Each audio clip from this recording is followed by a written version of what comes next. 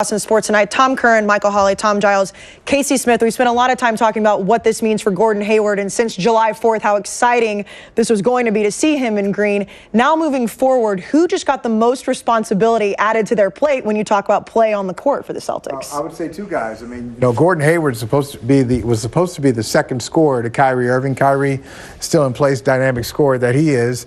Hayward out of the mix. You're looking for somebody to step up. It's either Jaylen Brown, who's in the starting lineup tonight, or the other number 3 overall pick in the draft this year's Jason Tatum. So Tatum wasn't going to get that much time with Hayward being in place, but now Hayward out. Tatum going from maybe 15 minutes a night to 25, 30 minutes a night. He may be pressed into service, a lot more service than he thought he'd get at this point. You look at the elements that Hayward brought to this team. There was going to be perimeter ability. There was going to be matchup opportunities, given that he would often be overlooked maybe a little bit, maybe not getting the best defender all the time. So he had the ability to create off the dribble. I often said that his best move, his most frequent move, was a little fadeaway. We actually saw that before the injury. Went into the lane, threw up a little fadeaway, his first points as a Celtic. But they're going to miss that. They're going to miss playmaking. They're also going to miss some professionalism and leadership, I think. Because this is a veteran player who, along with Al Horford, Tom, those were going to be your elder statesmen. And I think it's instructive, or at least illustrates what a decent professional he was when you see that outpouring around the entire team.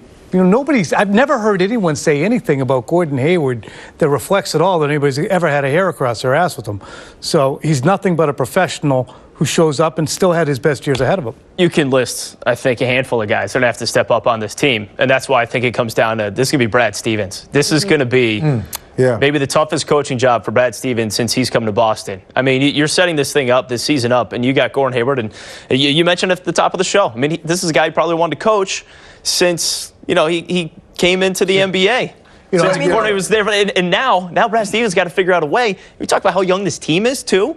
You got to get the most out of those guys. Just to mention, too, as you look at this, I wondered what they would do character-wise. You've seen they've climbed back in. They really have. 4, 67-63. And with Tatum, Tatum just hit a big 3. We're happy you're with us. Yeah, well, and it's fair to say, I mean, I think a lot of people in this position that the Celtics are in right now probably would have crumbled. I mean, there were guys weeping on the sideline. So this is not something that you immediately bounce back from, right? So to see the fight that they're still in this game, this is a still very talented roster. It's just young. So it absolutely comes down to Brad Stevens. And just like Scal mentioned, it might take a month or so, but you know that this team's going to get it figured out. It's just going to look a little bit different without one of their stars available on the court. Yeah, and we've seen. I mean, look at this. Look at how many. You have Jason Tatum, Jaylen Brown, who have played significant minutes. They started in this game. I don't think we even expected that from these guys. I didn't expect that. What'll be interesting too to hear is what the response is. And I know it's just words. And there's another game tomorrow night. It'll be interesting to hear. I think these are the kinds of things. And with this basketball team, I think all the fan bases in this city are very different, from the Celtics to the Patriots to the Bruins to the Red Sox, and they'll be here tomorrow night, and it'll be very interesting to see what the response is and the way the players respond, because I think that they're not better now than they were, right? But this is going to have somewhat of potentially a galvanizing impact. There are a lot of things we're going to be talking about as the show rolls on, but now we're going to go out to Cleveland to check in with Sherrod and Abby.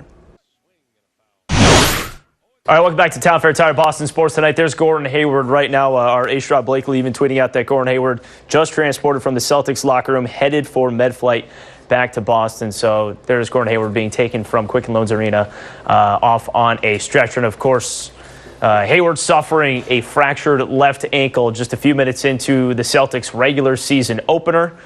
And, of course, Twitter just blowing up after that went down. You had Zach LaVine, Miles Turner weighing in.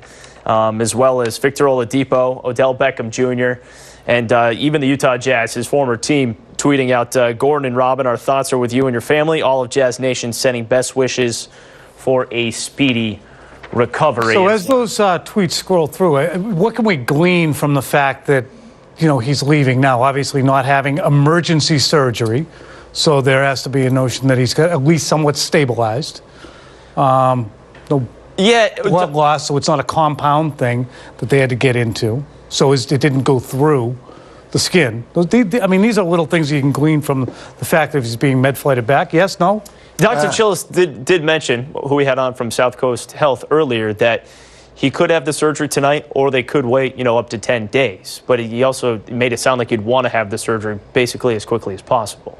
Right. So, but I mean, if you just gleaning that he's out now, no surgery tonight, there wasn't a compound fracture. Meanwhile, his teammates have put together a pretty remarkable performance. Great job. Coming right down to the wire against Cleveland, which I think is instructive in terms of just in the very short term. And there's another game tomorrow night back here that tells you exactly how this team might be responding to what had to have been a demoralizing injury in the outset.